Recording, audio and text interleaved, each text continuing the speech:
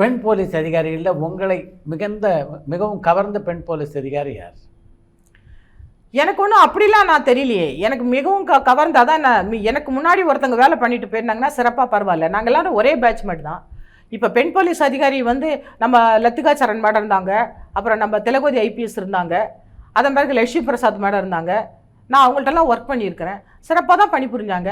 அப்புறம் நம்ம கிரண்பேடி மேடம் இருந்தாங்க, அவங்கள பற்றி நான் நிறைய சிறைச்சாலையில் நிறைய அவங்க அந்த இது பண்ணியிருக்கிறாங்க, ரிஃபார்ம் பண்ணி அந்த சிறைச்சாலையில் நிறைய சீரமைச்சிருக்கிறாங்க. அந்த மாதிரி நான் கேள்விப்பட்டிருக்கிறேன். அதனால் நான் அவங்களோட ஒரு ஃபங்க்ஷன் அட்டன் பண்ணிருக்கேன். சுவாமிநாதன் நான் அந்த அந்த அந்த கீழ்ப்புத்துப்பட்டு ஸ்கூலில் சிறப்பாக பணிபுரிஞ்சேன் அவங்களோட ஸ்கூல்லங்கிறதுக்காக. என்னையும் கிரண்பேடி மேடம் கவர்னராக இருக்கும்போது ஒரு பில்டிங் ரீஓப்பன் ஓப்பன் பண்ணுறாரு. பில்டிங் அது ஒரு அனெக்சர் பில்டிங் கட்டி ஓப்பன் பண்ணுறாரு.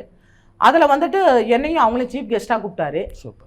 அப்போ எங்கள் தமிழ்நாட்டினுடைய கிரண்பேடி அனுசியா மேடம் சொல்லிட்டு அவங்கள கம்பேர் பண்ணி பேசினார் அவங்க முன்னாடி.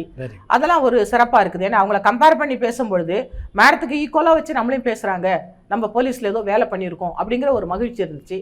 அதனால் எங்களுக்கு முன்னாடி உள்ள ஆஃபீஸர்ஸ்லாம் நல்லா தான் பணி புரிஞ்சிருக்காங்க. பெண் போலீஸ் அதிகாரிகள் அவங்க கேடரில் அவங்க நல்லா பணி புரிஞ்சிருக்காங்க.